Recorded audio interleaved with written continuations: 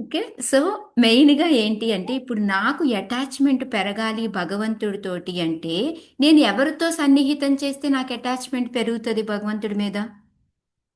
భక్తులతో. ఎవరికైతే భగవంతుడితో అటాచ్‌మెంట్ ఉంటుందో అలాంటి భక్తులతో కలిస్తే. అంతే కదా! అప్పుడే నాకు ఆ అటాచ్‌మెంట్ అనేది పెరుగుతదో అందుకని ఆ భగవంతుడి యొక్క లీలా శ్రవణాలు ఎవరైతే ఆ భక్తులు అటాచ్‌మెంట్ ఉంటదో అలాంటి భక్తుల ద్వారా భగవంతుడి యొక్క లీలా శ్రవణాలు వినిన తర్వాత ఆ పూర్తి అటాచ్‌మెంట్ ఎప్పుడైతే వస్తుందో అప్పుడు ఎలాగో భగవంతుడు అక్కడికి తీసుకెళ్తాడు. సో, అప్పుడు ఏ సేవ చేస్తున్నా ఎలా చేస్తాం మనం అప్పుడు? ఎంతో ప్రేమతోటి అటాచ్మెంట్ తోటి మనం చేస్తాము అందుకొని ఎక్కువగా ఇంకోటి మాతాజీ చెప్పినట్టు కూడా మనకి అర్హత ఉందో లేదో అనేసి సో అందుకొని ఇదనుకో ఎలాంటి వాళ్ళకైనా ఇంక దాంట్లో అర్హత ఏముంది మనం భక్తులుగా మారడానికి హెల్ప్ కావాలి అని అడుగుతున్నాం కాబట్టి సో ఇందులో అడగడానికి ఇది తప్పు లేదు అది ఎందుకు అడగలేదు ఇది ఎందుకు అడిగారు అంటే ఇవి రీజన్స్ అన్నమాట ఓకే అందరు నిద్రపోతున్నారని ఒక ఏమంటారు ఏమంటారు మళ్ళీ ఒక్కసారి లిస్ట్ చెప్పండి మాతాజీ, ఒక్కసారి పాయింట్ వైజ్గా. పాయింట్ వైజ్గా ఓకే ఇప్పుడు మనకి అటాచ్మెంట్ పూర్తిగా భగవంతుడి మీద రాకుండా వాళ్ళు ఇప్పుడు తపస్సు చేసి బయటకు వచ్చారు ఇమ్మీడియట్గా వాళ్ళు గోలోకానికి వెళ్ళారే అనుకో అక్కడికి వెళ్ళిన తర్వాత భగవంతుడి సేవ చేసిన అటాచ్మెంట్ పూర్తిగా రాదు కదా సో అందుకోసం వాళ్ళు ఏంటంటే ఫస్ట్ భగవంతుడి మీద పూర్తిగా అటాచ్మెంట్ పెంచుకోవాలి అన్నారు అది పెంచుకోవాలి అంటే అది ఎట్లా వస్తుంది ఎవరైతే భగవంతుడితో అటాచ్ అయి ఉంటారో అలాంటి వాళ్ళతో సత్సంగం చేస్తే నాకు అటాచ్మెంట్ పెరుగుతుంది భగవంతుడితోటి సో అందుకొని వాళ్ళతోటి వాళ్ళ దగ్గర లీలా శ్రవణం చేస్తూ భగవంతుడితో పూర్తిగా ఆ అటాచ్మెంట్ పొందిన తర్వాత అప్పుడు వాళ్ళు గోలోకానికి వెళితే అక్కడ ఎంత సేవ చేసినా ఆ ప్రేమ భావము అటాచ్మెంట్ అనేది వస్తాయి అందుకొని ఇంకోటి మాతాజీ చెప్పినట్టు మనకి అర్హత ఉందో లేదో తెలియకుండానే అంత పెద్ద కోరిక మనం కోరడం ఎందుకు ఆ అర్హత వచ్చినప్పుడు భగవంతుడే నన్ను తీసుకెళ్తాడు కదా సో నేను ముందు ఆ అర్హత సంపాదించుకోవాలి అందుకొని ఈ సత్సంగం కావాలి అనేది రెండో పాయింట్ ఈ 2 పాయింట్స్ గుర్తుపెట్టుకొని వాళ్ళందుకే భగవంతుడిని అది అడగలేదన్నమాట ఓకే ఇది మాతాజీ. మనకి ట్రైనింగ్ పీరియడ్ అంటారు కదా మాతాజీ. ఈ ఆ, ట్రైనింగ్ పూర్తయితే ఆటోమేటిక్ గా వెళ్ళిపోతాము. అది మనం ఈ ట్రైనింగ్ లో ట్రైనింగ్ అయ్యాక ఎగ్జామ్ పెడతారు కదా, ఎస్ మాతాజీ ఎగ్జామ్ ఎస్ రాసేసి మాతాజీ వెళ్ళిపోతాం. అది ఆటోమేటిక్ గా జరుగుతుంది. ఎస్ ఉమ్. ఇది ఎట్లా అంటే రసరాణి మాతాజీ, ఒకసారి అనుకోకుండా ఒక స్టూడెంట్ కి 100 మార్క్స్ వచ్చేసింది మ్యాథమెటిక్స్ లో. వీడు చాలా బాగున్నాడు మ్యాథమెటిక్స్ లో, అన్ని బాగా చదువుతున్నాడు అని వాడు నెక్స్ట్ క్లాస్ కి వేసారనుకో, పంపిస్తారు దయ వల్ల. అతని యాదృచ్ఛికంగాను మొత్తానికి పై క్లాస్ వెళ్తాడు.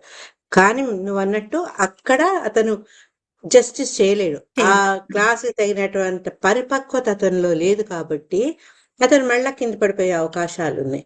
సేమ్ అంతే, భక్తిలో పరిపక్వత రాకపోతే, ఆ పూర్తి భగవంతుడు సరెండర్ కాకపోతే మళ్ళీ అక్కడ రివోల్ట్ అవుతాం. ఎందుకు అక్కడికి పోయి కూడా మళ్ళీ ఎందుకు ఇంటికి వస్తామంటే ఇంటికే వస్తాం.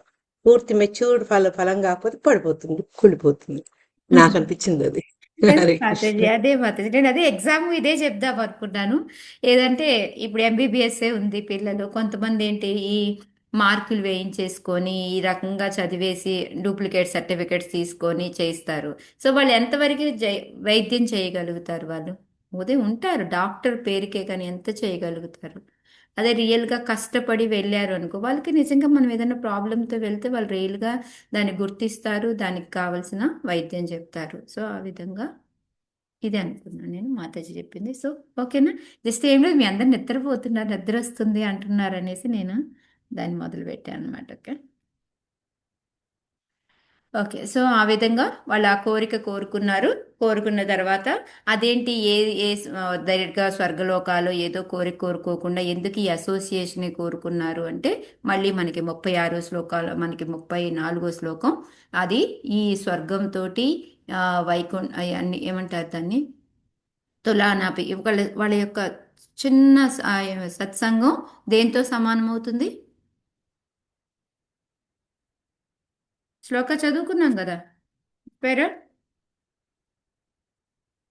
అన్నిటికన్నా మోక్షం కన్నా కూడా స్వర్గం కన్నా కూడా అన్నిటికన్నా కూడా అధికమైనది ఈ భక్తుల యొక్క సత్సంగం అనేది అని చెప్పేసి ఇందాక ఒక మాతాజీ కూడా చెప్పారు దాన్ని. సో అందుకొని వాళ్ళు అది అడిగాము అని చెప్పి చెప్తున్నారు. సో దాంతోపాటు వినడం వలన ఒకటి సత్సంగం వలన వచ్చే లాభం చెప్పారు. నెక్స్ట్ వినడం వలన వచ్చే లాభాలు కూడా మనకి 35, 36 శ్లోకాల్లో చెప్పారు. సో అవేంటి అంటే ఎప్పుడైతే మనము భగవంతుడిని కీర్తిస్తూ ఉన్నాము, వింటూ ఉన్నాము, అక్కడ భగవంతుడే ప్రత్యక్షం అవుతాడు. నాహం తిష్టామని మనకి శ్లోకం కూడా నారదుల వారు చెప్పింది మనం చదువుకున్నాము. సో ఆయన ఎక్కడైతే భక్తులు నా గురించి కీర్తిస్తూ ఉంటారో, స్మరిస్తూ ఉంటారో, పాడుతూ ఉంటారో నేను అక్కడ ప్రత్యక్షం అవుతాను. అది వైకుంఠంతో సమానం అని ఇందాక ఒక మాతాజీ కూడా చెప్పారు. సో అందువలన అది ఎప్పుడూ నారాయణుడు అక్కడే ఉండుంటాడు. ఇంకోటి ఏంటంటే మనకి భయము అనేది ఉండదు, మనకి ఏమన్నా కావాలి అని ఉద్రిక్తత అనేది ఉండదు. ఇవన్నీ మనకి అసూయ ద్వేషాలు అనేవి ఉండవు. అందుకొని మేము వినాలనుకుంటున్నాము అని చెప్పి చెప్పారనమాట. ఇప్పుడు 37 నుంచి ఇంకా ఏం చెప్పబోతున్నారో మనం చూద్దాం ఈరోజు. తేషాం విచరతాం పద్భ్యాం తీర్థానాం పావనేచ్ఛయా భీతస్య కిం న రోచేత తావకానాం సమాగమః. చదవండి మాతాచరణం. హరే కృష్ణ. హరే కృష్ణ మాతాజీ, నేను చదవనా? చదవండి చదవండి. తేషాం విచరతాం పద్మ్యాం తీర్థానాం పావనేచ్ఛయా భీతస్య కిం న రోచేత తావకానాం సమాగమః. శ్రీల ప్రభుపాద్కి జై. దేవా, నీ అంతరంగిక సేవకులు అనగా భక్తులు తీర్థస్థానములను కూడా పవిత్రము చేయురు ఉద్దేశంతో ప్రపంచమంతటను పర్యటించుచుందురు.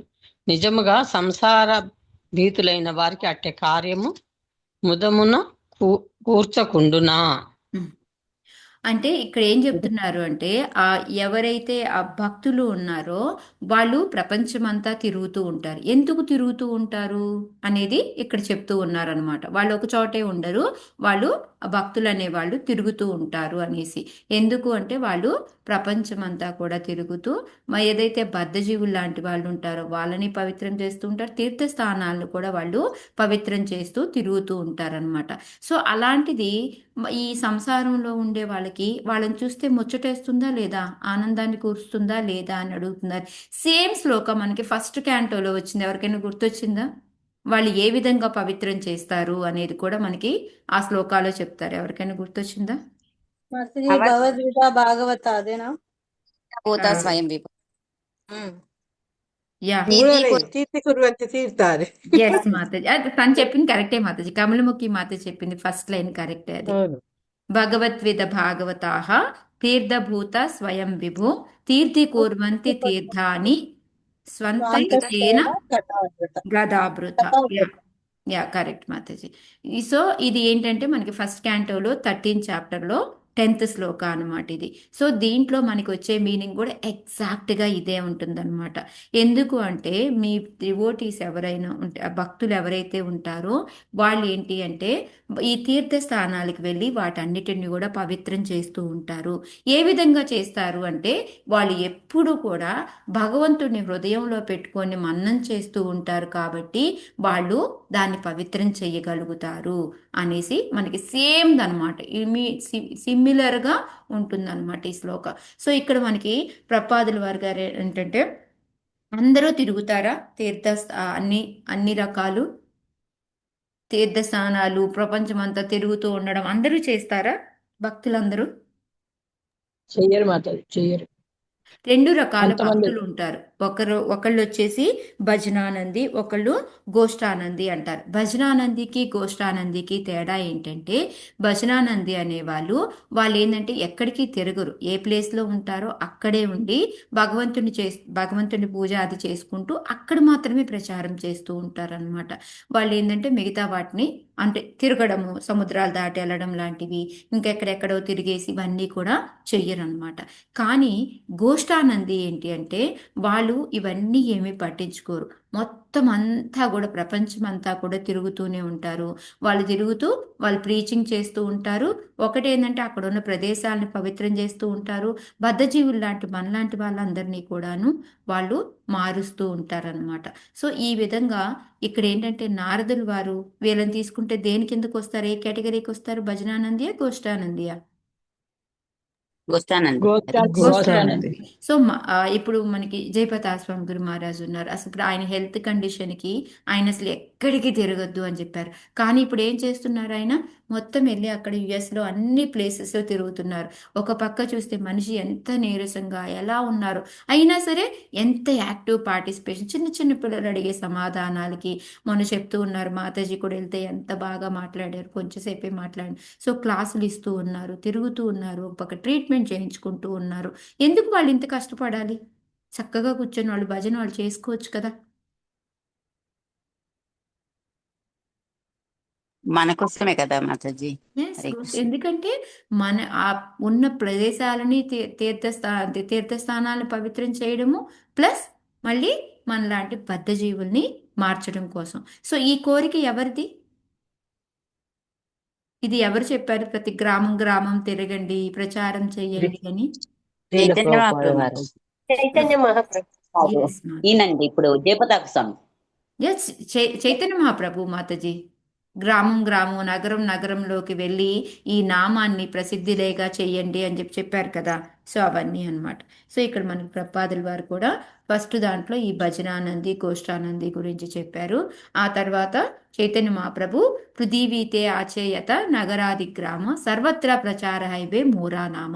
నా పేరు ప్రతి నగరము ప్రతి గ్రామములో కూడా ప్రసిద్ధి చెందేలాగా చెయ్యండి అని చెప్పేసి చెప్తున్నాను. అంటే మన డివోటీస్ అందరికీ కూడా, భక్తులందరికీ కూడా తర్వాత ప్రపాదుల వారు చెప్పింది అదే, జయప్రతాప్ మహారాజ్ చెప్పింది అదే, ఎవరైనా ఆచార్యులు చెప్తుంది అదే. సో ఎందుకు ఇప్పుడు మనకి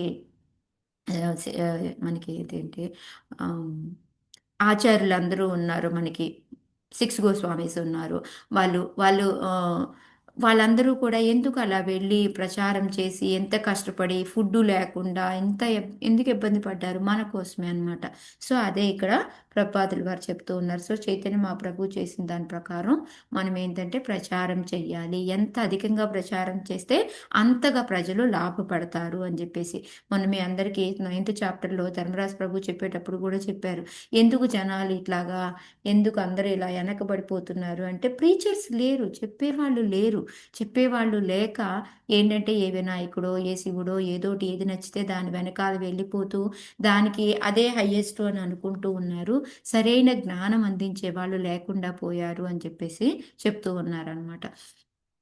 సో ఇప్పుడు మన ఇస్కాన్ నుండి చేస్తుంది ఏంటి అంటే ఇదే అనమాట, ప్రచారం. ఎక్కడికి వెళ్ళినా మనం ప్రచారం. చూసేవాళ్ళు అనుకుంటూ ఉంటారు, ఎక్కడ చూడు పుస్తకాలు అమ్ముతూ ఉంటారు, ఎప్పుడు చూడు కృష్ణుని పూజ చేయండి అంటూ ఉంటారు అని. కానీ వాళ్ళకి ఆ నామం ఒక్కసారి తీసుకుంటారు, రుచి కలిగి భక్తుల్లోకి మళ్ళీ మారుతారు అనేసి ఈ మనం పండగలు చేయడం కానీ, పెద్ద పెద్దగా ఈ టెంపుల్స్ కట్టడం కానీ, ఈ పుస్తక వితరణ చేయడం కానీ, ఇవన్నీ కూడా దేనికి అంటే ఈ ప్రచారంలో భాగమే అనమాట ఇవన్నీ కూడాను. సో అదేవిధంగా నారదుల వారి గురించి చెప్తున్నారనమాట ప్రపాదుల వారు. నారదుల వారు గోష్ఠి ఆనంది. ఆయన ఏంటంటే ఒక చోట ఉండకుండా అది స్వర్గమా నరకమా అనేది లేకుండా ఆయనకి అన్ని కూడా, భక్తులు అనే వాళ్ళకి అది ప్లేస్ ఎలాంటిది అని కాదు, అక్కడ మనము ప్రీచింగ్ చేయడానికి ఒకటి ఏదైనా ఉంది అంటే, మాతాజీ ఎవరు మన ప్రభు ఎవరు మాతాజీ? మహారాజు ఈ అడవి దానికి వెళ్ళారు కదా మాతాజీ. అడివ్యా అదే మాతాజీ అదే మన ఏమంటారు వాటిని, రూపిణి మాతాజీ కూడా బాగా హెల్ప్ చేస్తారు ప్రభుకి. భక్తి పురుషోత్తమ స్వామి మహారాజ్ ఆ, tribal welfare. Tribal website. So ఎందుకు అంత కష్టపడి అటు వెళ్ళి దాన్ని ఇది చేయడము? భక్తి పురుషోత్తమ మహారాజ్ చక్కగా పూరిలో మాయాపూర్లో తిరుగుతూ హ్యాపీగా చేసుకోవచ్చు కదా. అక్కడికి వెళ్ళి ఎంత కష్టపడి ఇప్పుడు ఒక చిన్న టెంపుల్ ఉండడం, అక్కడ ఆ ట్రైబల్ ఏరియాలో ఒక స్కూల్ స్టార్ట్ చేయడము అన్నీ కూడా మొదలైనది. ఎందుకు అంటే ఆ గోష్ఠానంది లాగనమాట, వాళ్ళు వెళ్ళి కష్టపడినా కూడా అక్కడ ఉన్న వాళ్ళందరినీ మార్చడానికి చూడడానికి అనమాట. సో అది ఎలాంటి ప్లేసు, అది స్వర్గమా నరకమా ఏంటా అనేది కూడా ఎవరు చూడరు అనమాట. అది ఇక్కడ నారదుల వారికి కూడా స్వర్గమా నరకమా అని లేదు. అలాగే ధ్రువుడికి, ప్రహ్లాదికి, మృగారికి, ఎంతమందికి ఈ విధంగా చిత్రకేతుకి ఎంతమందికి వీళ్ళు ఈ బోధన అనేది చేశారు అనేది మనకి చెప్తూ ఉన్నారనమాట. సో ఈ భక్తులు అనే వాళ్ళు ఏంటంటే వాళ్ళకి ఇవన్నీ కూడా ఈ నరకం అనేది కానీ స్వర్గం అనేది కానీ ఇదంతా కూడాను వాళ్ళకి విసుగుండదు, రెండు సమమే వాళ్ళకి అని చెప్పేసి మనకి 6th క్యాంటోలో వస్తుందన్నమాట. సో ఆ శ్లోకాన్ని కూడా ఇక్కడ కోట్ చేసి మనకి ప్రపాదులు వారు చెప్తూ ఉన్నారనమాట. సో వాళ్ళు చేసే పని ఏంటి అంటే ఓన్లీ ప్రచారం. ఆ ప్రచారంలో ఏంటి అంటే కొంతమంది 2 రకాల వాళ్ళు లాభం పొందుతూ ఉంటారు. కొంతమందికి ఏంటి అంటే ఈ భౌతిక భోగం అనుభవించి బోరు కొడుతుంది, ఏముంది దీనిలో అనేసి ఒక విరక్తి వచ్చి ఉంటుందన్నమాట.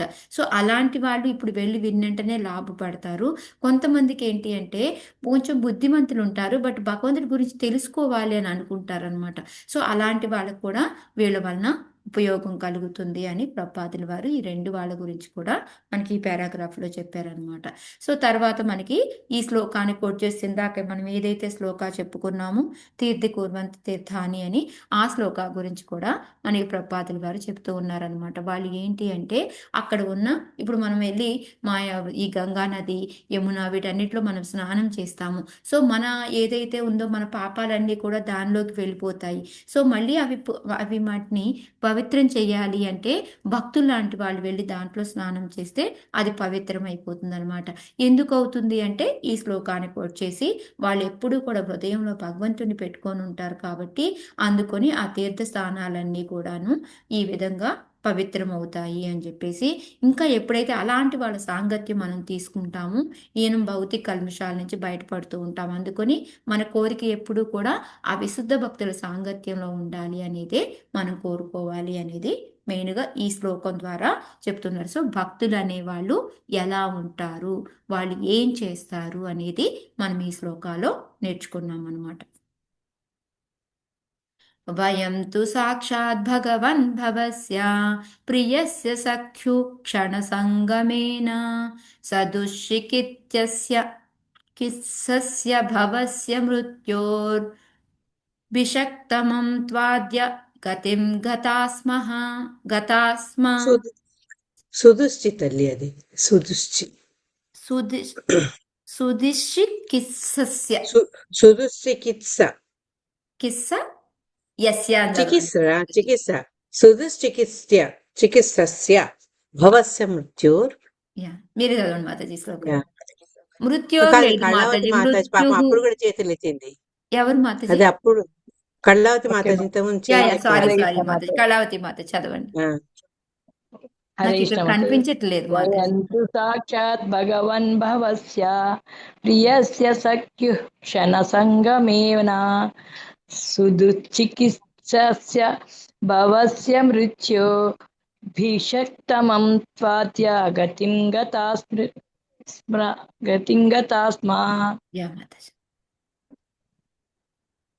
ప్రియుడు ఇది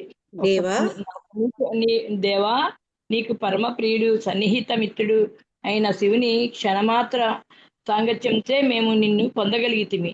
నీవు భవరోగంను నయము చేయగలిగిన వైద్య ప్రవీణుడవు. మా భాగ్యము వలన నీ పాదపద్మములను మేము ఆశ్రయింపగలిగితిమి. Thank you Mataji. ధన్యవాదాలు మాతాజీ. ధన్యవాదాలు. సో ఇక్కడ ఏంటి అంటే వాళ్ళు చెప్తున్నారు భక్తులు అనే వాళ్ళు ఎలా ఉంటారు, ఎందుకు మేము భక్తుల అసోసియేషన్ అడిగాము అనేది వాటికే చెప్పుకుంటూ ఇప్పుడు ఏం చెప్తున్నారు, మేము ఏంటంటే నీకు పరమప్రియుడైన సన్నిహిత మిత్రుడు. ఎందుకు అలా చెప్తున్నారు శివుడిని పరమప్రియుడు సన్నిహిత మిత్రుడు అని? వైష్ణవ భక్తుడు కదా మాతాజీ శివుడు, వైష్ణవానం యథాశంభు ఆయన. సో అందుకని వాళ్ళిద్దరి యొక్క ఆలోచన తీరు, అంతేగాని ఇద్దరు ఒకటి అని మాత్రం ఎప్పుడు అనుకోకండి. ఇద్దరి ఆలోచన తీరు, చేసే విధానం ఇదంతా కూడా ఒకేలాగా ఉంటుందన్నమాట. అందుకని ఇప్పుడు చూడండి, నాలాగే ఆలోచించే వాళ్ళు, నాలాగే పనిచేసే వాళ్ళు నాకు ఆటోమేటిక్గా నాకు కొంచెం ఎక్కువ నచ్చుతారా లేదా? సో అదేవిధంగా భగవంతుడికి కూడా ఏంటంటే పరమప్రియుడు సన్నిహిత మిత్రుడు ఏంటంటే శివుడు అనమాట. సో ఆయన యొక్క క్షణమాత్ర ఎందుకు చెప్పుకున్నాం మనం, ఆ 55 శ్లోకాలు చెప్పినంతసేపే వాళ్ళతో ఉంది శివుడు. సో వెంటనే ఆయన వెళ్ళిపోయాడు. సో అందుకని అది క్షణమాత్ర సాంగత్యం అన్నమాట. అందువలన దాంతో మాకేమైంది అంటే మేము నిన్ను పొందగలిగాము. సో ఒక ఎగ్జాంపుల్ మాదే చెప్తున్నాం, ఎక్కడ దాకో అక్కర్లేదు. అసోసియేషన్ వల్ల ఈ లాభాలు ఆ లాభాలు పవిత్రం చేస్తారు వాళ్ళు, ఇవన్నీ కూడా అవసరం లేదు. మేమే ఎంత లాభం పొందామో చూడు, నిన్ను పొందగలిగాము మేము అని చెప్పి చెప్తూ ఉన్నారనమాట. ఇంకా ఎందుకు ఆయన్ని భగవంతుని పొందడం వలన అంత ఎందుకు లాభం అని చెప్తున్నారు అంటే, ఇప్పుడు మనకి సరైన వైద్యుడి దగ్గరికి వెళ్తే మనకున్న రోగాన్ని నయం చేస్తారు. అలాగా నువ్వు ఒక వైద్య ప్రవీణుడివి, మాలో ఎన్నో భౌతికమైన కల్మషాలు రోగాలు ఉన్నాయి, అవన్నీ నువ్వే తీసేయగలవు, ఈజీగా నయం చేయగలుగుతావు నువ్వు. అందుకొని మా భాగ్యం వలన నీ పాద పద్మాలను ఆశ్రయించగలిగాము. అది దేని వలన కుదిరింది? శివుడి యొక్క క్షణమాత్ర సత్సంగం వలన అని చెప్పేసి వాళ్ళు చెప్తూ ఉన్నారనమాట. సో అందుకనే ఇక్కడ ఏంటంటే మనకి ప్రపాదులు వారు ఎక్స్ప్లెయిన్ చేస్తూ ఉన్నారు, మనకి ఈ జన్మ సంసారాల నుంచి కానీ, జన్మమృత్యు జరా వ్యాధుల నుంచి కానీ, మాయాబంధం నుంచి కానీ మనం తప్పించుకోవాలి అంటే మనకి భగవంతుడి యొక్క పాద పద్మాలు ఆశ్రయించడం తప్ప మనకి రెండో పని లేనే లేదు. ఎందుకు అంటే ఆయన ఒక గొప్ప డాక్టర్, వైద్య నిపుణుడు అనమాట. ఆయనే మనల్ని ఈ రోగాల నుంచి బయటపడేయగలడు అని. అంతేకాకుండా శివుడి యొక్క గొప్పతనం, ఎందుకంటే వైష్ణవాన మెతా శంభు అనేసి ఆయన గురించి కూడా మనకి చెప్తూ ఉన్నారనమాట. సో అయితే ఇక్కడ శివుడు భక్తుల గురించి చెప్తున్నారనమాట ప్రపాదులు వారు. యాక్చువల్గా శివుడిని వీళ్ళందరూ మోసం చేస్తున్నట్టే. వీళ్ళు ఏంటంటే శివుడు భక్తులు యాక్చువల్గా కొంతమంది ఓకే, కొంతమంది ఏం చేస్తుంటారు, వాళ్ళకి ఈ కోరిక కావాలి ఆ కోరిక కావాలి అని అడుగుతారు. ఆయన అశుతోషుడు కాబట్టి ఆలోచించకుండా ఇచ్చేస్తూనే ఉంటాడనమాట. సో దాంట్లో కొంతమంది ఎలా ఉంటారు అనేది కూడా ప్రపాదుల వారు మనకి ఎక్స్ప్లెయిన్ చేస్తున్నారు. ఇప్పుడు వీళ్ళు ప్రచేతాసు శివుడి భక్తులే, కానీ వాళ్ళు శివుడు చెప్పింది విని మళ్ళీ భక్తి చేసుకున్నారు. కానీ ఇక్కడ రావణుడు ఎగ్జాంపుల్ చెప్తున్నారు. రావణుడు వచ్చేసి భక్తుడు, శివుడినే ప్రేయర్ చేశాడు. సో శక్తి పొందాడు. శక్తి పొందిన తర్వాత ఆయన గర్వంతో రాముడి యొక్క పత్ని అయిన సీతనే ఎత్తుకుపోవడానికి ఇదంతా కూడా చేశాడనమాట. సో అందుకొని ఏంటంటే మనకి దేవతలని మనం పూజించవచ్చు, తప్పులేదు. ప్రపాదుల వారు మొత్తం కింద అంతా కూడా చెప్తుంది. ఒక గోపీస్ ఎగ్జాంపుల్ తీసుకున్నారు. గోపీలు కూడా శివుడిని భర్తగా మాకు ఎవరు రావాలి, కృష్ణుడు రావాలి అనేసి వాళ్ళు ప్రే చేసేవారు. ఏంటా శ్లోక? కాత్యాయని మహామాయే మహాయోగిని మహాయోగీంద్రేశ్వరి నందగోప సో ఈ శ్లోకాన్ని వాళ్ళు అంటే అక్కడ శివుణ్ణి ప్రార్థించారు, కానీ వాళ్ళు దేనికోసం ప్రార్థించారు అది ఇంపార్టెంట్ అనమాట. మన యొక్క ఇంద్రియ భోగానికి కాకుండా మనము భగవంతుడి యొక్క భక్తిలోకి వెళ్ళడానికి వాళ్ళని పూజించడం తప్పు లేదు. సో వాళ్ళు ఎప్పుడైతే కొన్ని శక్తులు వాళ్ళు వరాలు ఇస్తారో వాటిని మనము మన ఇంద్రియ భోగం కాకుండా భగవంతుడు తృప్తిపరచడానికి వాటిని ఉపయోగించుకోవాలి. మెయిన్ లెసన్ ఇదనమాట. సో మనం దేవతల్ని పూజించకూడదు అని లేదు, పూజించవచ్చు. ఇప్పుడు మన ఏమంటారు, మనకి శివరాత్రి వస్తుంది, ఆ రోజు శివుడి గుడికి వెళదాము. వెళ్తే మనం కోరుకోవాల్సింది ఏంటి? కృష్ణ భక్తిని, కృష్ణ అనుగ్రహాన్ని ఇవ్వమని. నువ్వు ఎలా భక్తి చేసుకుంటున్నావో ఒక ఉత్తమ భక్తుల్లా, నువ్వు వైష్ణవానం శంభులాగా అలాగా మాకు కూడా ఆ భక్తి వచ్చేలాగా చూడు అని చెప్పి మనం అది ప్రే చేసుకోవాలి. నేను మొన్న సలాలా నుంచి మా ఫ్రెండ్ వచ్చింది అని చెప్పాను, తను కూడా అలాగే. మేము మొత్తం 25 మంది క్లాసులకి వెళ్తే మేమిద్దరం కొంచెం ఇందులో ఉన్నాం అనమాట. బట్ కానీ తను ఫస్ట్ ఏంది, నేను రాను అంటే మాకు ఫస్ట్ క్లాస్లోనే మీరు దేవతల్ని పూజించకూడదు, ఆల్టర్లోంచి దేవతల ఫోటోలు అన్నీ తీసేయండి, ఓన్లీ కృష్ణ విష్ణు అవతారాలే ఉండాలి, సో ఆనియన్ గార్లిక్ తినకూడదు, నాన్ వెజ్ తినకూడదు, ఇవన్నీ అంటే ఫస్ట్ క్లాస్కే మాకు ఈ ఇన్స్ట్రక్షన్స్ అన్నీ చెప్పారనమాట. సో తను చాలా పరమ భక్తురాలన్నమాట శివుడికి. సో వెంటనే నేను రాను ఈ క్లాసులకి, శివుడిని తీసేస్తే అసలు నాకు నా లైఫే లేదు, ఇంకా నేను శివుడిని తీయలేను నా దానిలోంచి అని. కానీ తర్వాత ఏంటంటే నేను ప్రతి క్లాసులకి వెళ్ళొచ్చి ఇది నేర్చుకున్నాం, భగవద్గీత ఇలా బాగుంది అలా బాగుంది అని చర్చించేదాన్ని అనమాట. సో తనకి ఏంటంటే ఇప్పుడు 2 విధాలుగా ఉంది, ఇది వదిలేయకూడదు అలానే అది కూడా నేర్చుకోవాలి అని ఉంది. సో అప్పుడు తను ప్రే చేసుకుంది అనమాట, శివ ఇట్లాగా ఇలా చెప్తున్నారు, నేనేం చేయాలా, నాకేం అర్థం కావట్లేదు, నీ ఫోటో తీసే అంత అయితే నాకు లేదు అని చెప్పేసి తను ప్రే చేసుకొని పడుకుంటే తనకి కల్లో శివుడే వచ్చి, ఏ పాత అయితే చెప్తున్నారో అది నీకు మంచిది, నువ్వు ఆ దారిలోనే వెళ్ళు అని చెప్పి చెప్పారనమాట. సో అప్పుడు తను రియలైజ్ అయ్యి తను రావడం మొదలెట్టింది. ఇప్పుడు తను వాళ్ళ సలాల మొత్తం టీమ్ని తను వాళ్ళు టేక్ కేర్ చేస్తూ ఉందన్నమాట అక్కడ. సో వాళ్ళ ఇంట్లో పెద్ద పెద్ద జగన్నాథ్ డైటీస్ అన్ని కూడా వాళ్ళ ఇంట్లోనే పెడతారు. సో అన్ని ప్రతి వారము ప్రోగ్రామ్ ప్రతి రోజు జరుగుతుంది వాళ్ళ ఇంట్లో ప్రోగ్రామ్. సో అంత బిజీ అయిపోయిందనమాట. సో అట్లా ఏంటంటే మనం ప్రే చేసుకోవాలి భగవంతుని దేవతల్ని, అంతేకాని సో మనకి ఇక్కడ మెయిన్గా అదనమాట ఈ శ్లోకంలో మనకి. సో మనం ఎక్కువగా దేవతల దగ్గరికి ఎందుకు వెళ్తాము అంటే కామైస్తైసర్వత జ్ఞాన ప్రపద్యంతే అనే దేవత అని ప్రపాదుల వారి శ్లోకా కోట్ చేసి చెప్తున్నారనమాట. మనం దేవతల్ని ఎందుకు ఏదో ఒక కోరిక, ఆ కోరిక తీరడం కోసం మనం అలా చేస్తూ ఉంటాము అని చెప్పేసి చెప్తూ ఉన్నారనమాట.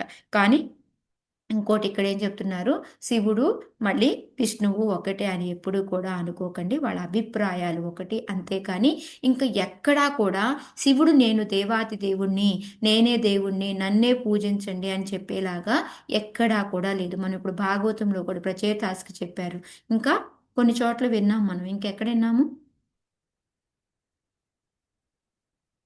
భక్తి చేసుకోండి అని.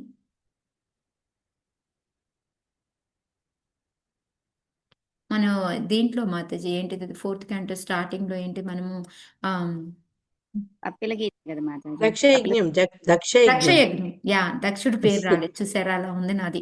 సో దక్షయజ్ఞం దగ్గర ఆయన ఏం చేసుకుంటున్నాడు, మెడిటేషన్ చేసుకుంటూ, నేను భగవంతుని తలుచుకుంటూ ఉన్నాను అందుకని నేను నుంచోలేదు అని చెప్తారు. సో ఆయన ఎప్పుడు చూసినా దేంట్లో ఉంటున్నాడు, భగవంతుడిని తలుచుకుంటూ ఆ మెడిటేషన్లోనే ఉంటాడు అనమాట. ఎప్పుడు కూడా ఆయన నేను భగవంతుడితో సమానం అని కానీ ఎప్పుడు కూడా చెప్పలేదు. సో మళ్ళీ మనకి 10th క్యాంటోలో లాస్ట్ చాప్టర్లో కూడా ఎవరు గొప్ప, బ్రహ్మ, రుద్ర లేకపోతే విష్ణువున ఎవరు గొప్ప అన్నప్పుడు కూడా వాళ్ళకి దుర్వాస ముని వచ్చి టెస్ట్ పెడతాడు. అక్కడ కూడా ఎవరు గొప్ప అని తెలుస్తుంది, విష్ణు గొప్ప అని తెలుస్తుంది. సో అంతేకాకుండా ఇక్కడ ప్రపాదుల వారు మళ్ళీ మనకి చైతన్య చరితామృతాలో ఒక శ్లోకం, ఏకలే ఈశ్వర కృష్ణ ఆరసభృత్య, ఓన్లీ దేవాతి దేవుడు ఎవరు అంటే కృష్ణుడు ఒక్కడే, ఈశ్వరుడు ఆయన ఒక్కడే. మిగతా వాళ్ళందరూ కూడా బ్రహ్మ కానీ శివ కానీ అందరూ కూడాను ఆయన యొక్క సేవకులే. అందుకొని ఇద్దరు సమానము అని కూడా ఎప్పుడు అని అనుకోకండి అని చెప్పేసి మనకి ఇవన్నీ కూడా ఇందులో ఇచ్చారనమాట. ఓకే, సో మనకి ఆల్రెడీ అపరాధాల్లో 10 అపరాధాలు చదువుతాం కదా, వైష్ణవ అపరాధాలు, నామ అపరాధాలు, దాంట్లో 2వది కూడా మనకి ఇదే వస్తుంది అనమాట. సో అందుకని ఇదన్నీ చెప్తూ మనకి మెయిన్గా ఏంటంటే భక్తులు, దేవతలు అనే వాళ్ళ సాంగత్యం, అదే భక్తుల సాంగత్యం వలన మాకు ఈ వరం వచ్చింది. కాకపోతే మనకి ప్రపాదుల వారు చెప్పేది ఏంటి అంటే, ఒకవేళ దేవతల వలన మనకి ఏదైనా వరము దొరికితే దాన్ని మిస్యూజ్ చేసుకోకుండా దాన్ని భక్తి వైపుకు తిప్పుకోవాలి. దాంతో అహంకారంతో మనం ప్రవర్తించాము అంటే రావణులాగా నాశనం అయిపోతాము అనేది మెయిన్ హింట్ అనమాట ఇక్కడ మనకి ఇస్తుంది.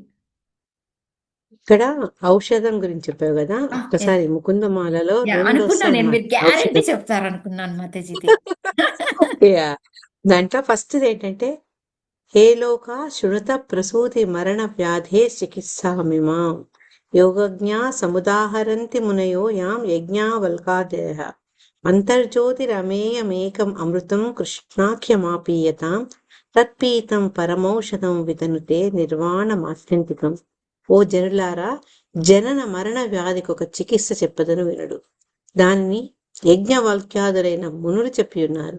అంతర్జ్యోతి స్వరూపము అప్రమేయము ముఖ్యమగు శ్రీకృష్ణుని పేరు గల అమృతమును ఆస్వాదించుడు. ఆ పరమౌషధము అత్యంత సౌఖ్యమును కలగజేయును. ఈ రకంగా ఆయన కృష్ణుడు యొక్క నామాన్ని ఔషధంగా చెప్తూ ఇంకా కంటిన్యూషన్ లో కొన్ని శ్లోకాలు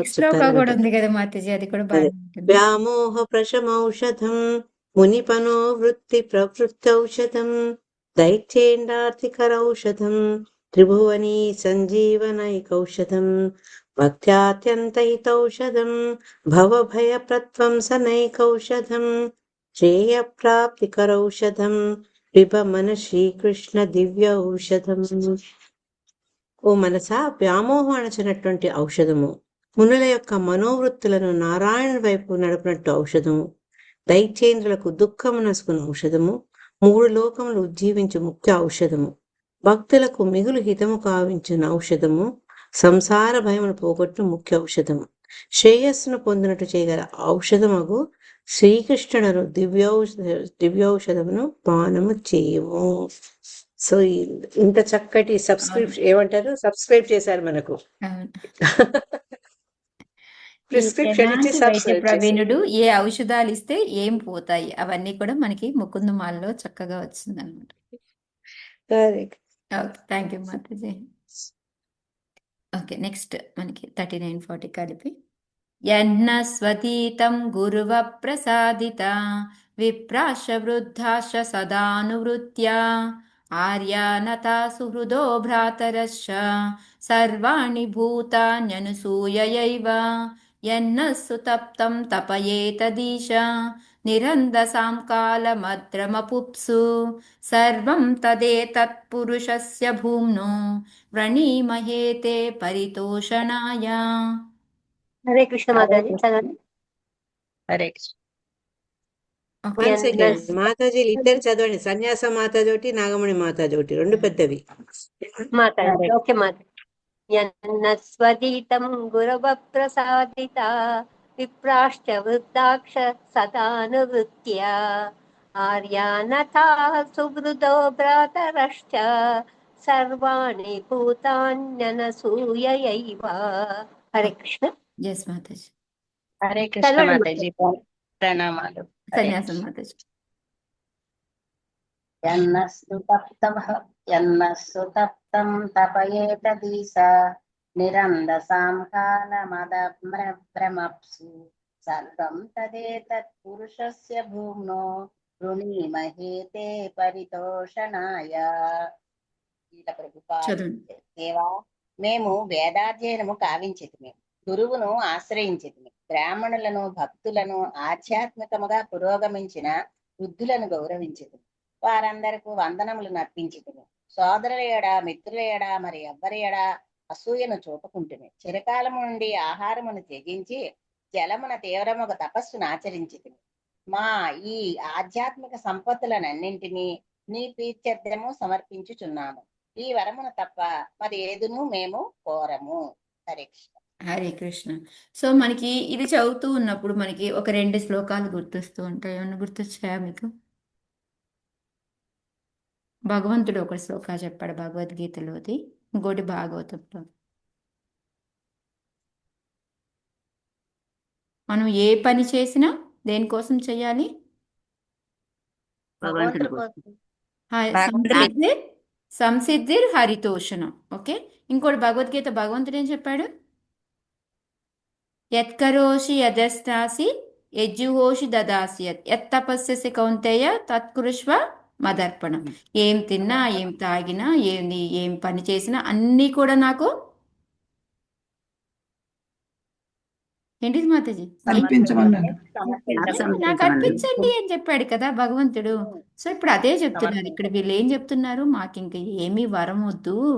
ఏంటి అంటే ఇప్పటి వరకు కూడా మేమేమేమైతే ఆధ్యాత్మిక పనులు చేస్తున్నామో అవన్నీ కూడాను నీకు సమర్పిస్తున్నాము. అంటే మాకంటూ మేము కాదు, ఇదంతా నీ తృప్తి కోరం.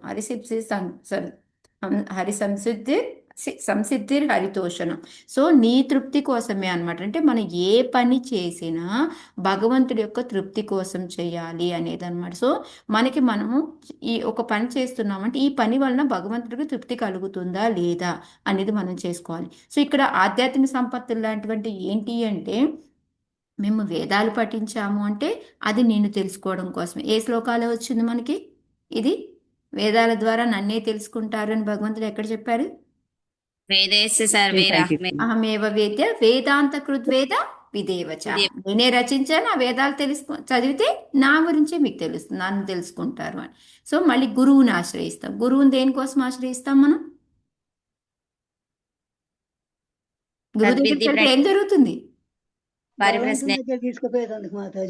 భగవంతుడి దగ్గరికి ఎలా వెళ్ళాలి, మన ఏ విధంగా మనలో ఉన్న క్వాలిటీస్ ఏంటి, దాంతో భక్తి ఏ విధంగా చేసుకోవాలి, ఇవన్నీ కూడా మనకి గురువు నేర్పిస్తారు అనమాట. సో బ్రాహ్మణులని భక్తుల్ని ఆధ్యాత్మికంగా పురోగించిన వృద్ధుల్ని గౌరవించితిమి. సో దీని నుంచి మనం ఏం నేర్చుకోవచ్చు చెప్పండి? బ్రాహ్మణుల్ని భక్తుల్ని ఆధ్యాత్మికంగా పురోగమించిన వృద్ధులని గౌరవించితిమి. సో ఓన్లీ మనం వృద్ధుల్ని ఆధ్యాత్మికంగా ఉండే వాళ్ళని గౌరవించాలి, మిగతా వాళ్ళని మనం వదిలేసేయాలా? లేదు మాతాజీ. సో అదే కింద ప్రపాదులు వారు చెప్తున్నారనమాట. సో భక్తులు అనేవాళ్ళు ఆర్యులు అనార్యులు అనే రెండు రకాలు ఉంటారు. ఆర్యులు అనే వాళ్ళు ఏంటి అంటే వాళ్ళ యొక్క ధర్మం ఏంటో వాళ్ళకి తెలుస్తుంది, అంతేకాకుండా ప్రతి ఒక్కరిని గౌరవిస్తారు. ఓకే, అదనమాట ఇక్కడ. సో అది చెప్తున్నారనమాట, ప్రతి ఒక్కరిని వాళ్ళు గౌరవిస్తారు అనేది. నెక్స్ట్ ఏంటంటే ప్రతి ఒక్కరికి నమస్కారం, అంటే మనం ఓన్లీ భగవంతుడికే నమస్కారం పెడుతూ మిగతా వాళ్ళందరినీ పట్టించుకోవద్దు. అనుకున్నాను రాలేదేంటా అని. ఓకే, కాకిలే మాతాజీ ఇంకా రాలేదేంటి వాళ్ళ అనుకుంటున్నాను, వచ్చింది. సో ఎక్కడన్నా యా. సో మనం ఏంటంటే నమస్కారం కూడా ప్రతి ఒక్కరికి, ఎందుకు మనం ప్రతి ఒక్కరిని సమంగా చూడాలి, సమానంగా గౌరవించాలి అని ఎందుకు చెప్తాము? అందరి హృదయంలో భగవంతుడు ఉన్నాడు కాబట్టి మాతాజీ. ఎగ్జాక్ట్లీ మాతాజీ. సో మనం వాళ్ళని కాదు చూస్తుంది, దానిలో ఉన్న భగవంతుడిని చూస్తూ ఉంటాం, పరమాత్మ రూపంలో ఉన్న. సో అది అన్నమాట. అంతేకాని మన భక్తులు అంటే ఓన్లీ భక్తుల దగ్గరికే వెళ్తాం, భక్తులతోనే మాట్లాడతాం, భక్తులతోనే గౌరవిస్తాం, మిగతా వాళ్ళని పట్టించుకోము అని కాదు. అది ఇంకొకళ్ళ అసూయ అనేది వేరే వాళ్ళ మీద చూపించము, అందరితోటి మైత్రిభావాన్ని కలిగి ఉంటాము, ఇంకా ఆహారాన్ని త్యజించాము అని. సో మనం పూర్తిగా ఆహారం త్యజించాలా? ఇప్పుడు వీళ్ళంటే తపస్సు చేశారు, మనం త్యజించాలా?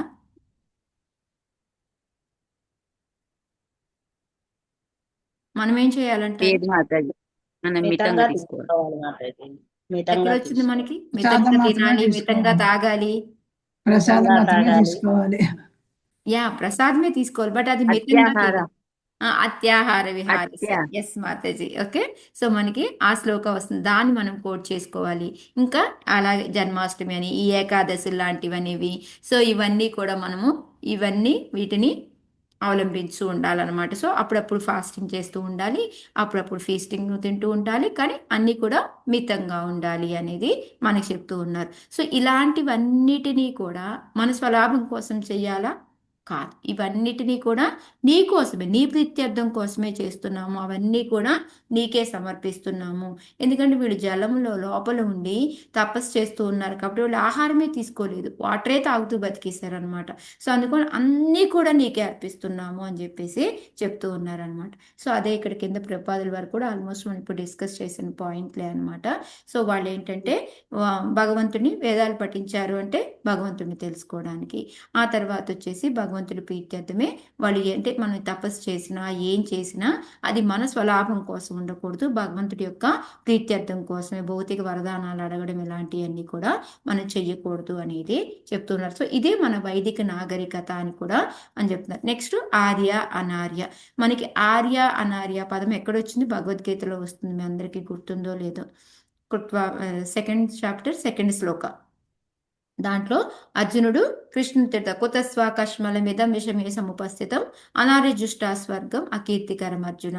సో నువ్వెందుకు ఇలాగా ఎలా బిహేవ్ చేస్తున్నావు, నీకు ఎక్కడి నుంచి దాపురిచ్చింది ఇలాంటి కల్మషము, నీ యుద్ధం చేయను అంటున్నావు, దీనివల్ల నీకు అపకీర్తి వస్తుంది తప్ప నీకేమీ జరగదు అని భగవంతుడు చెప్తాడు. ఎందుకు అక్కడ అనార్య అని అన్నాడు అని అంటే, ఎందుకంటే వాళ్ళకి ధర్మం, మనకి ఇప్పుడు మనం గృహస్థ, ఆయన క్షత్రియులు కాబట్టి ఆయన ఫైటింగ్ చేయడం ఆయన ధర్మం, అది వదిలేసి భయపడి నేను పారిపోతాను అని అంటున్నాడు అంటే అది అనార్యుల లక్షణం అనమాట. ఆర్యుల లక్షణం ఏంటి అంటే వాళ్ళు భగవంతుడి యొక్క భక్తులై ఉంటారు, అందరినీ గౌరవిస్తారు, ధర్మ నిర్వహణ అనేది తెలుసు వాళ్ళకి, భగవంతుడి యొక్క తృప్తి కోసం చేస్తూ ఉంటారు. సో ఇప్పుడు భగవంతుడు చెప్పినా కూడా నేను ఫైటింగ్ చేయను, నా వల్ల కాదు అని అంటే ఏంటి? అప్పుడు మనం భగవంతుడికి ప్రీతి కలిగించే పని చేయనట్టేనమాట. సో అది ఇక్కడ మనకి ప్రపాదుల వారు ఈ శ్లోకంలో అంతా కూడా మనకి చెప్తూ ఉన్నారు. అది హింసతో కూడిందా, హింసతో లేనిదా, అదంతా కూడాను భగవంతుడు చూసుకుంటాడు. భగవంతుడు చెప్పాడు అంటే, అందుకే ఎప్పుడు మాకు పరమేశ్వర ప్రభు మాకు శిక్షా గురువు అనమాట, ఆయన భాగవతం క్లాస్ తీసుకుంటారు ఎప్పుడు మాకు. సో ఆయన ఎప్పుడు ఒకటే అడుగుతారు, ఈ పాండవుల్లో పరమ భక్తుడు అంటే ఎవరు అని అడుగుతారు అనమాట. అర్జున్ అంటే మనం ఎక్కువగా ఎవరిని చెప్తాం? మనం అర్జునుడు అని చెప్తాము, కానీ యాక్చువల్గా ఎవరో తెలుసా? ధర్మరాజు ధర్మరాజు.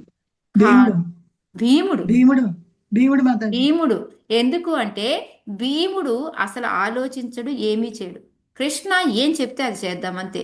ధర్మరాజు అని ఎందుకన్నారు మీరు? కానీ ధర్మరాజుడు ఎప్పుడైతే కృష్ణుడు అబద్ధం ఆడు అంటే ఏమన్నాడు ఆయన? ఒప్పుకోడు కదా మాతాజీ. నేను అబద్ధం ఆడను అన్నాడు. మళ్ళీ మనకి ఎప్పుడైతే అశ్వత్థామని పట్టి తీసుకొని వచ్చినప్పుడు కూడా మీరందరికీ గుర్తుందో లేదో, మిగతా అందరూ కూడా చంపద్దు, మంచిది కాదు, అది ఇది అని చెప్తారు. ఓన్లీ ఇద్దరే చంపేయమని చెప్తారు. ఎవరు వాళ్ళిద్దరు?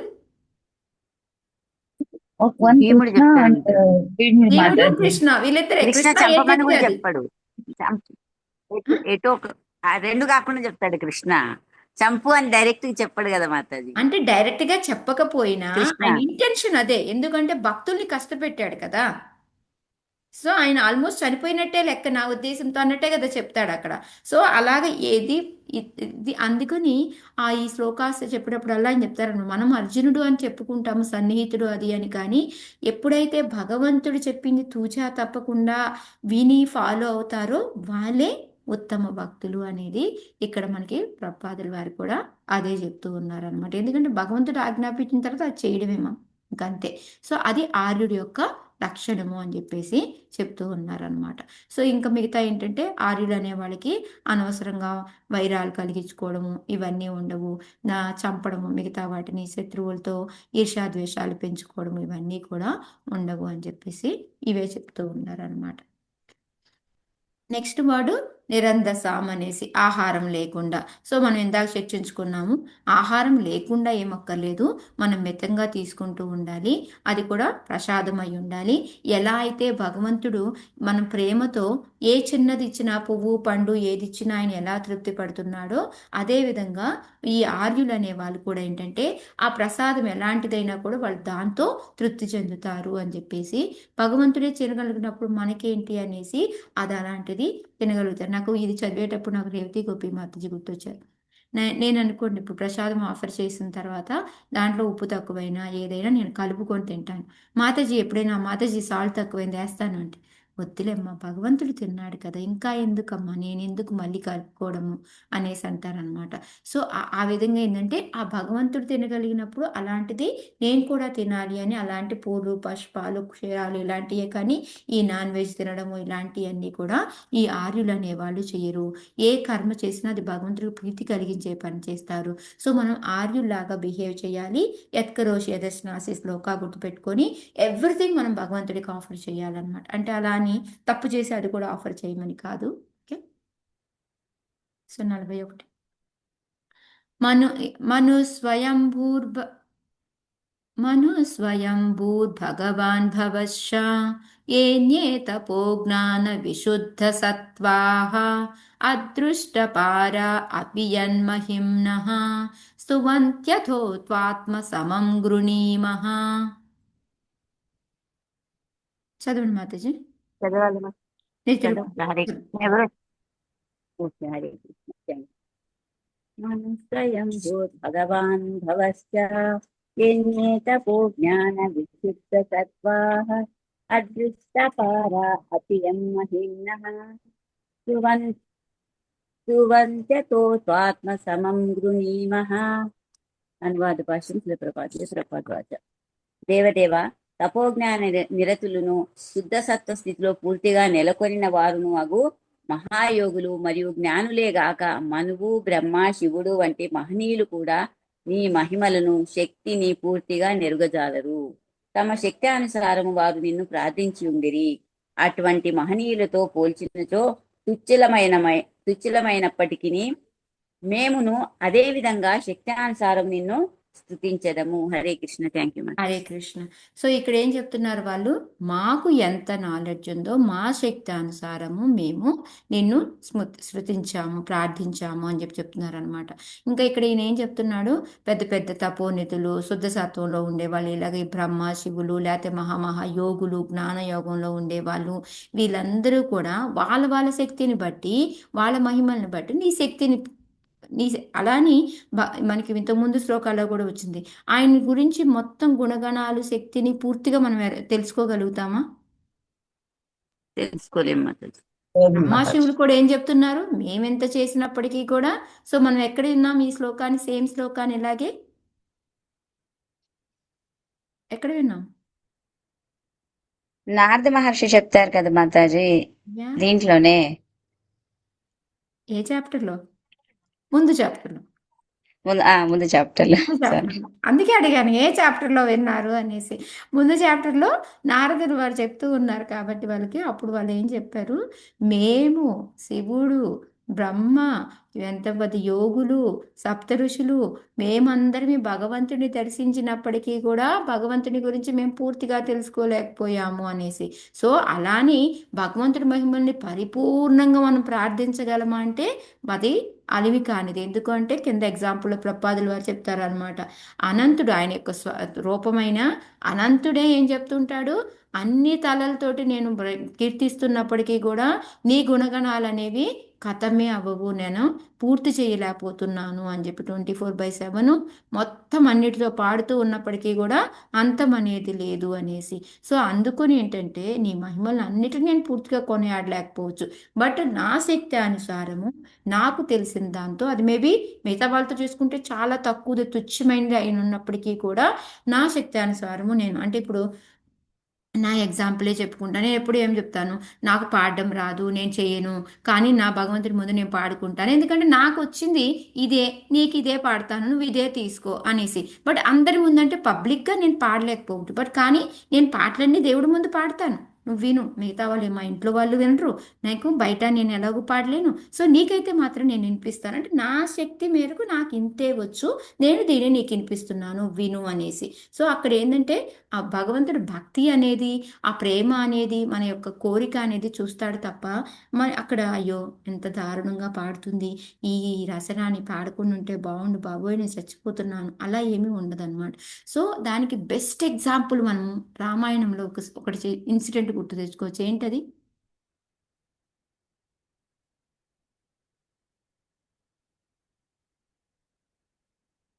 ఉడుత. రాములు వారి దగ్గరికి ఉడుత వస్తుంది, వచ్చి ఏంటి అని అడిగితే నేను బ్రిడ్జి కట్టడానికి సాయం చేద్దాము అంటే నన్ను నెట్టేసి పడేస్తా ఉన్నారు, నన్ను వద్దు అంటే అప్పుడు రాముడు ఏం చెప్తాడు, నువ్వు ఏం వృద్ధ కడతావు భక్తి బ్రిడ్జి చెప్తారు కదా అన్నాడా?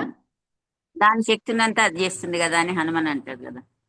హనుమాన్ కదా మరి భగవంతుడు ఏం చెప్తాడు, నీకు శక్తి ఎంతవరకు ఉందో దాని ద్వారా చేస్తున్నా. అక్కడ మనము కంప్లీట్ చేయగలమా ఆ పనిని, లేదా నా వల్ల అవుతుందా లేదా అని కాదు, మనము ఎంత ఇంటెన్షన్ ఎంత శక్తి దాని మీద పెడుతున్నాము, మన కాన్షియస్ ఎలా ఉంది అనేది మెయిన్ ఇంపార్టెంట్ అనమాట. అక్కడ మనం ఏదో పెద్ద లెవెల్లో ఉండి మనం దాన్ని ఫినిష్ చేయగలిగితేనే అది ముట్టుకుందాము, లేకపోతే దాని వైపు వెళ్ళొద్దు ఇలా అని కాదు. భగవంతుడు చెప్పేదేంటి, ఆయన యొక్క మన యొక్క శక్తానుసారము మన యొక్క ఇంటెన్షన్ ఏంటి, మన యొక్క కాన్షియస్ ఏంటి అనేది చూస్తాడనమాట భగవంతుడు. సో ఈ శ్లోకం ద్వారా మనకి ప్రపాదుల వారు ఆ విషయాన్ని మనకి తెలియజేస్తున్నారు. సో వాళ్ళు మాకు తెలిసిన ద్వారా మాకెంత మా శక్తి అనుసారము నిన్ను పొగడగలిగాము, మేబీ మేము శివుడిలాగా బ్రహ్మలాగా పొగడలేకపోవచ్చు, బట్ కానీ మా అంత శక్తి మేరకు మేము పొగడాము, అది ఎంత తుచ్చమైనప్పటికీ కూడా పర్వాలేదు, మేము నిన్ను స్తుతిస్తున్నాము అని చెప్పేసి వాళ్ళు చెప్పారనమాట.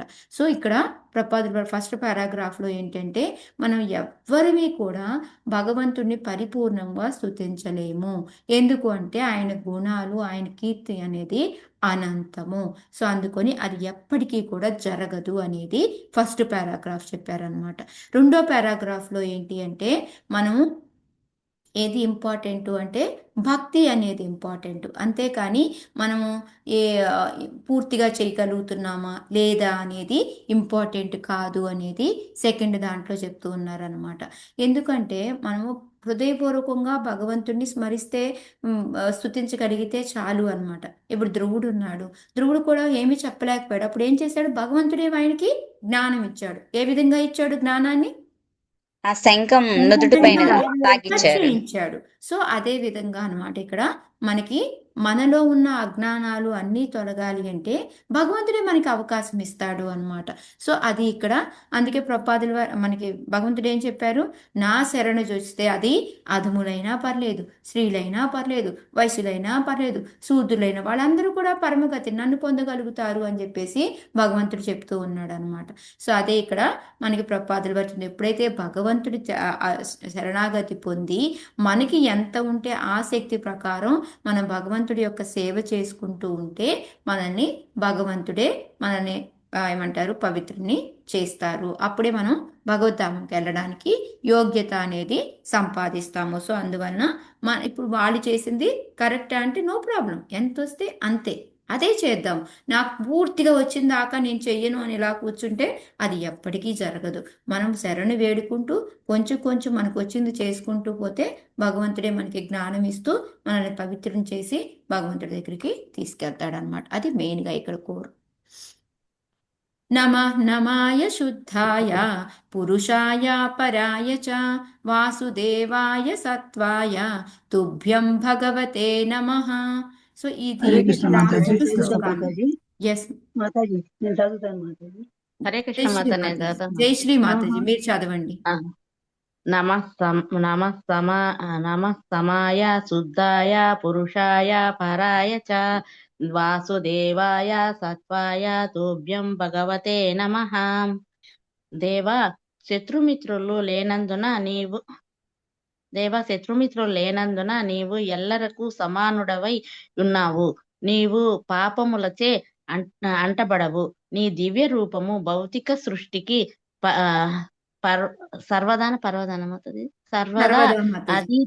సర్వదా అతీతమైనది, సర్వత్రా నెలకొనిన వాడవు కనుక నీవు పరమ పురుషుడవై వాసుదేవునిగా తెలియబడుచున్నావు.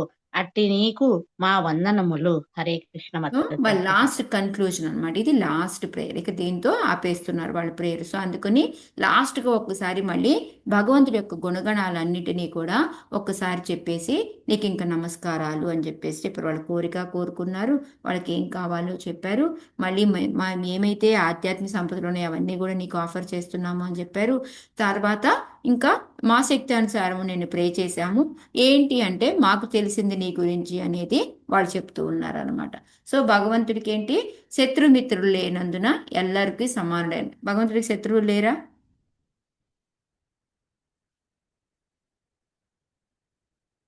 భగవంతుడికి శత్రువులు లేరు మాతాజీ.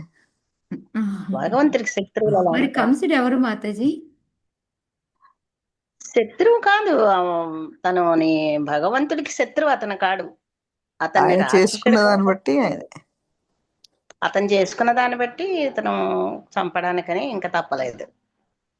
ఓకే, ఇతను అతనికి శత్రువు కాడు కదా. అతను మాత్రం వైరం సాధిస్తాడు, కానీ ఇతని నుంచి అతనికి వైరం లేదు, అతనే వైరం సాధిస్తాడు. అంటే అక్కడ మీనింగ్ ఏంటంటే మిగతా వాళ్ళు ఆయన్ని మీద శత్రుత్వం పెంచుకుంటారు కానీ భగవంతుడు ఎవరి మీద శత్రుత్వం పెంచుకోడు. అది మీనింగ్. అదే మాతాజీ చెప్పడం రాలేదు. కృష్ణుడి భగవంతుడు ఎవరి మీద శత్రుత్వం అనేది ఉండదు, ఎవరు అధికమైన మిత్రులు అనేది ఉండదు ఆయనకి. అందరినీ సమంగా చూస్తారు. ఏం శ్లోకం మనకి భగవద్గీతలో వస్తుంది? 9.29 సమూహం సర్వభూతేషు శ్లోక అన్నమాట. సో అందరూ నాకు ఒక్కటే అని చెప్తున్నారు. ఎందుకంటే ఆయన పర్టికులర్గా ఏం పెంచుకో, మనమే నాకు చాలా క్లోజు, నాకు శత్రుత్వం, నన్ను పట్టించుకోడని మనము చెప్తూ ఉంటాం అనమాట. సో అది నెక్స్ట్ పాపాలు అంటపడవు. ఎందుకు భగవంతుడికి పాపాలు అంటావు? మరి ఒక్కొక్కసారి ఆయన అందరినీ చంపుతున్నాడు, ఒక్కొక్కసారి వైదిక విధానాలకు విరుద్ధంగా పనిచేస్తూ ఉంటాడు. అయినా కూడా ఎందుకు ఆయనకి అంటారు పాపాలు? అతను అతీతుడు కదా, అన్నింటికి పరమ అతీతుడు కదా మాతాజీ. అతను మన కర్మ బట్టి పాపాలు చేయాలి. ఆయన చెప్పాడు కదా ఆయన ఎలా ఉంటుంది. ఆయన వచ్చినప్పటికీ కూడా దివ్య శరీరంతో ఆయన చేసిన కర్మలు కూడా దివ్యాలు, ప్రకృతి గుణాలు అనేవి ఆయనకి అంటవు. అందుకని నిర్గుణ అంటాం కదా, ఆయన నిర్గుణుడు. సో అందుకని ఆయనకి ఏ గుణాలు అంటవు కాబట్టి ఏ కర్మలకి ఫలితాలు అనేవి కూడా ఉండవు అనమాట. అది భగవంతుడు ఏం చేసినా అది ఒక లోక కళ్యాణం కోసమో లేకపోతే మన కోసమో చేస్తాడు కాబట్టి అవి ఏమీ అవ్వదనమాట. ఎట్లా అయితే మనం చెప్పుకుంటూ ఉంటాం కదా, కోర్టు జడ్జి ఒక ఏమంటారు డెత్, దాన్ని ఏమంటారు మాతాజీ, హ్యాంగ్ చేయడాన్ని ఉరి శిక్ష విధించాడు అనుకోండి, దానికి ఏమైనా పనిష్మెంట్ ఉంటుందా ఆయనకి? లేదు మాతాజీ. అదే మళ్ళీ వాళ్ళ ఇంట్లో వెళ్ళి ఎవరినైనా చంపేశాడు అనుకో, అలా ఉరి శిక్ష వేసి చంపాడు అనుకో, అప్పుడు పనిష్మెంట్ ఉంటుందా లేదా?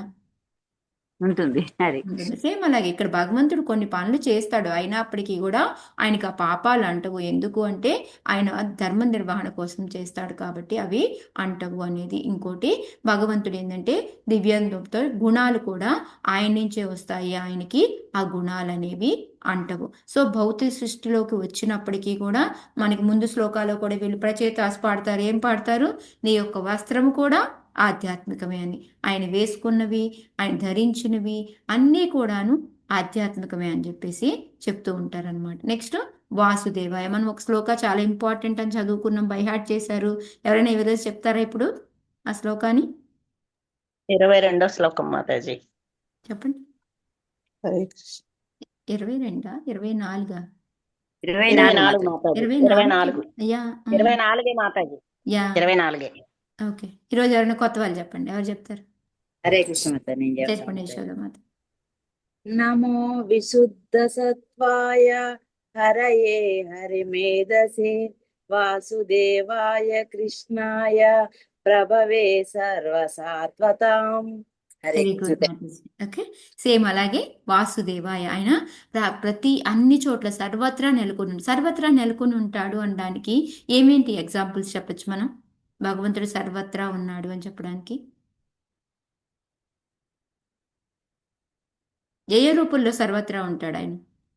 ఆయన అందరిలోనూ ఉంటాడు కదా మాతాజీ. అన్ని పంచభూతాల్లో చెప్పొచ్చు మాతాజీ. అన్ని రూపాల్లో ఉంటారు. వాయువు, సర్వజీవుల్లోనూ ఇంద్రుడు, ఉంటాడు కదా. అగ్ని, వరుణుడు పంచభూతాల్లో అన్నిట్లో ఇవి ఉంటారు. 3 ఉంటాయి కదా, వాటిని చెప్పుకోవచ్చు మాతాజీ. కారణోదక సాయి విష్ణు, గర్భోదక సాయి విష్ణు. గర్భోదక సాయి విష్ణులో ప్రతి విశ్వంలో ఉంటాడు. తర్వాత క్షీరోదక సాయి విష్ణులో ప్రతి మనిషిలోనూ ఉంటాడు. సో మళ్ళీ మనకి 10th చాప్టర్లో ఆయన విభూతులు చెప్పేటప్పుడు అన్నీ కూడా చెప్పారు కదా, ప్రతి దాంట్లో నేను ఇది ఇది ఇది ఇది అని చెప్పుకుంటూ వచ్చారు కదా. సో అవన్నీ మనము గుర్తు చేసుకోవచ్చు అనమాట. సో అది ఇక్కడ మనకి ప్రపాదుల వారి కింద ఎక్స్ప్లెయిన్ చేస్తూ ఉన్నారు. నెక్స్ట్ వచ్చేసి భగవంతుడే పరమ పురుషుడు వాసుదేవుడు అనేసి చెప్తూ ఉన్నారు. సో అలాంటి అతనికి మేము వందనాలు చెప్తున్నాము అనేసి ఇక్కడ కన్క్లూజన్గా మనకి చెప్తున్నారు. సత్వాయ మనకి ఈ శ్లోకాల్లో కూడా అన్ని ఒక్కొక్కటి అనమాట.